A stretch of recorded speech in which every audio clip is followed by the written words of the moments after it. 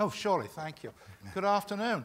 It's really great to be here, because if this was a UK media conference, by this stage in the afternoon, we'd be down to 3 teetotalers at the front and the rest would be in the bar. So it's really nice to be in a country with a work ethic.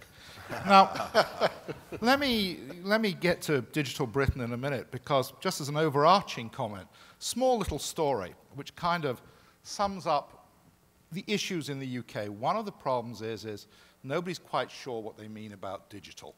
Now, Labour MPs, left-wing Labour MPs, were always advised back in the 70s when they went to their annual conference, didn't matter what you said, so long as you put the word socialist in front of it.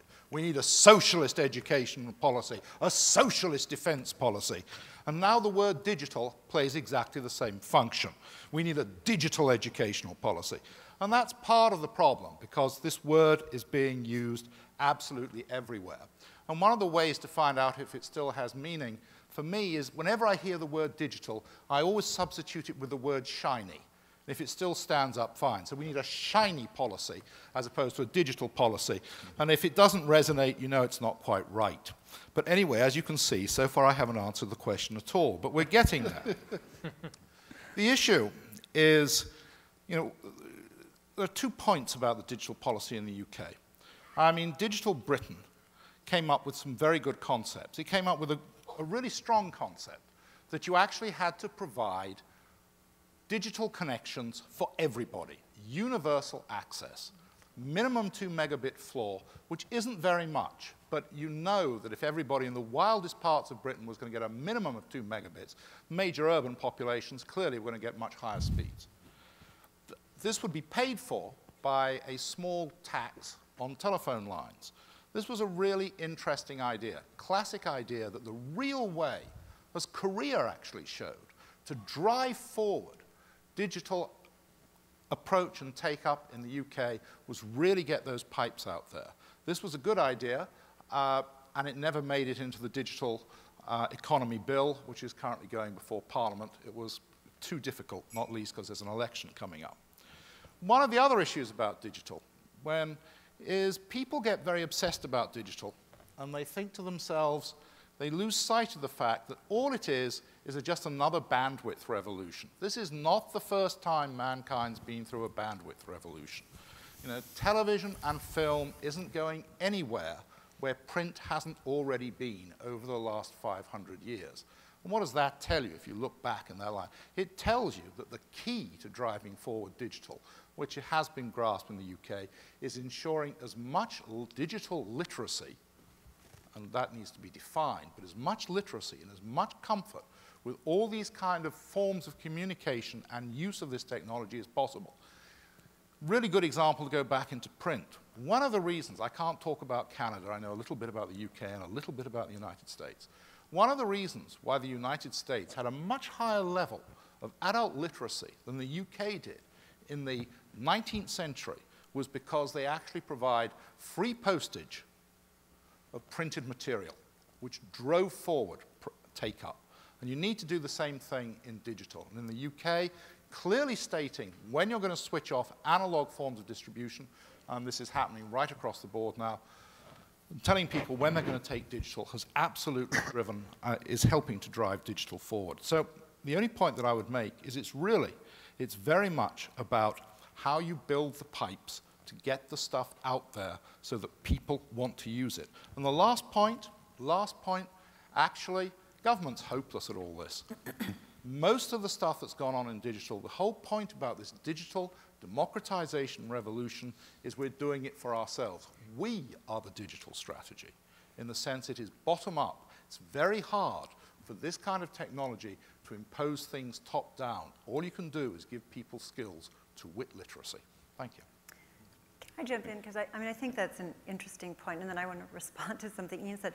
Because in a sense, as you listen across our dialogue, and there's been a whole set of dialogues, the Film Board and the Banff Television Festival have also put together to try and look at, what are the key kinds of questions.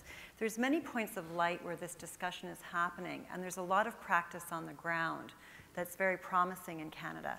And I think one of the reasons why it's so important for you to be involved in, the CFTPA and others, is to try and really pull together something that's coherent and represents what's actually happening already and the kind of foresight that people have accumulated, and make that a driving force for government, because government relies on us, frankly, to advise them.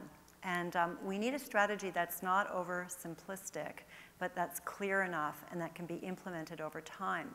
And one of the challenges in Canada is to make sure that, and we've talked about this already on the panel, is to make sure that the different sectors at the federal level, the ministries, so Industry Canada, Heritage Canada, Finance, Canada Human Resources, that there's a converse, and Health Canada, actually, because the healthcare pieces of this and the service pieces are very critical, that all of those ministries are compelled to talk together because the different constituencies that they serve are talking to each other.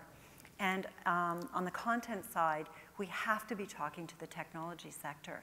And that then relates to something that Ian spoke to, which is the importance of policy initiatives that currently are often initiated by different ministries, actually aligning in ways where there's coherence and where they do not contradict, so that the needs of content producers, the needs of the technology industry, the needs of the research community that's going to drive the capacity for content to move through the right kinds of pipes in the future, have a kind of integrated policy framework in this country that allows us to all move forward and not fall on top of each other or fail to be able to get the kind of investment that we need.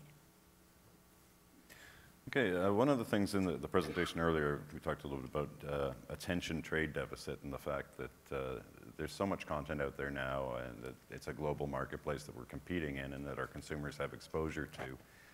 But one thing we haven't done a very good job of in Canada is building the infrastructure. Now, there was talk this morning about a Canadian YouTube, build a Canadian YouTube.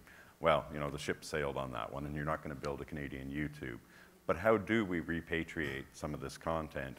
And in fact, how do we build some infrastructure that's actually Canadian owned and controlled within our borders?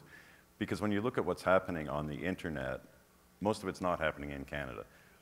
Canadians, more than 3 out of 5 Canadians are on Facebook.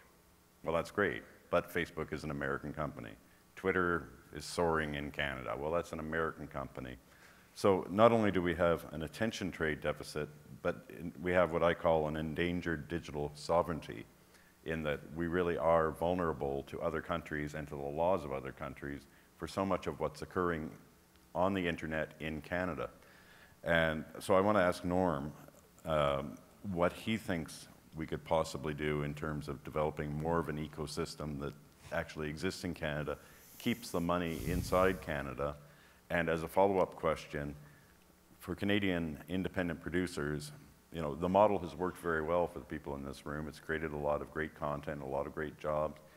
But is it now starting to work against us because the Canadian independent producers don't have the scale that's necessary to compete in the global space and attract attention and shelf space, et cetera? Well, I'm only going to speak really briefly about this because I'm really fascinated by what the other people are saying genuinely. But I pick up on what Adam said.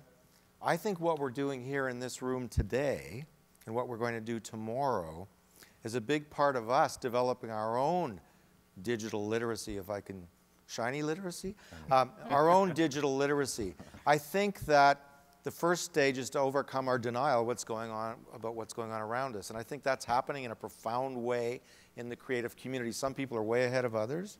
And I've made it my mission to try to stir things up and get as many provocative ideas as possible on the table so we can all learn about how we can create better content. Because I think the one message is if you want to be successful in the digital world, the shiny world, if you want to be successful in content creation, you got to make great content.